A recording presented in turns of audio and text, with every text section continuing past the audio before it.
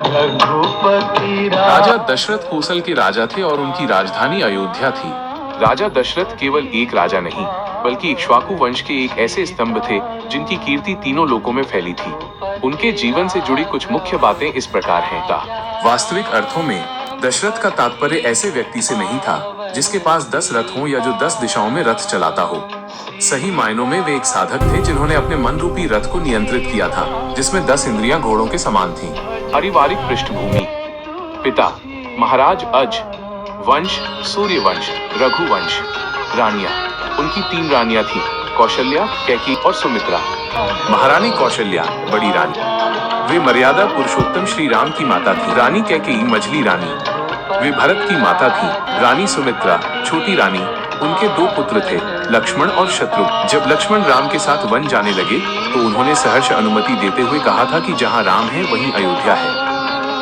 राजा दशरथ देवों के राजा इंद्र। वटु वचन: राजा दशरथ इतने शक्तिशाली राजा थे कि देव इंद्र ने देव और असुरों के युद्ध में उनकी सहायता ली, और इसी युद्ध में राजा दशरथ ने रानी कैकेयी को वो 2 वचन दिए थे। राजा दशरथ के दरबार की महत्वपूर्ण जानकारी: उनके दरबार में महर्षि वशिष्ठ, वामदेव जैसे ज्ञानी ऋषि थे, जिनके कारण राजनीति उच्च आदर्शों वाली होती थी। वहाँ 8 मंत्री थे, जिनमें प्रमुख सुमंत्र थे। अपनी असाधारण बुद्धिमत्ता और अटूट निष्ठा के लिए विश्व भर में विख्यात थे। नाम इस प्रकार है।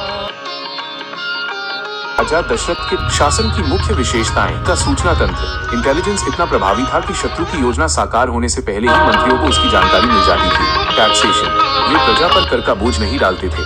प्रजा को कष्ट दिए बिना न्याय संगत तरीके से राजकोष को भरना उनकी महान अर्थव्यवस्था का प्रमाण था।